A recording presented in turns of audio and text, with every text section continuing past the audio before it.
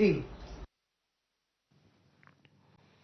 वैष्णवी आत्महत्या प्रकरण, हगवणे कुटुंबियांच्या अटकेसाठी झालेला विलंब आणि फरार निलेश चव्हाण या सगळ्या प्रकरणावरून राज्य महिला आयोगाच्या अध्यक्षा रुपाली चाकणकरांवर चौफेर टीका सुरू आहे। ठाकरेंच्या शिवसेनेच्या नेत्या किशोरी पेडणेकर आणि शरद पवारांच्या राष्ट्रवादीच्या नेत्या रोहिणी खडसे यांनी काय नेमकी टीका केली आपण पाहूया।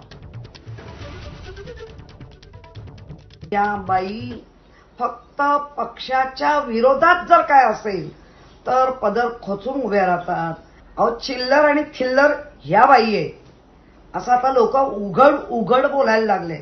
तिच्याबद्दल असलेला आता जो राग आहे त्याचा विचार करावा आणि अशा बाईला पदावरनं पहिलं बाजूला करून चांगली सक्षम अशी महिला त्याच्यावरती विराजमान करावी। ज्या संविधानिक पदावरती रुपाली चाकणकर बसलेल्या आहेत त्यांना जाब विचारणं गैर आहे का? तुम्ही तुमच्या कर्तव्यामध्ये कसूर केलेली असेल तर महाराष्ट्रातल्या माता भगिनी तुम्हाला जाब विचारणारच। तुम्ही त्यांचं उत्तर हे प्रेमानेच देणं तुमचं बंधनकारक आहे। त्यांचं रुपाली चाकणकरांचं पद जाणारच आहे। त्याच्यामुळे आता हे वैफल्यग्रस्तातून ह्या भावनेतून हे सगळे प्रकार होत आहेत।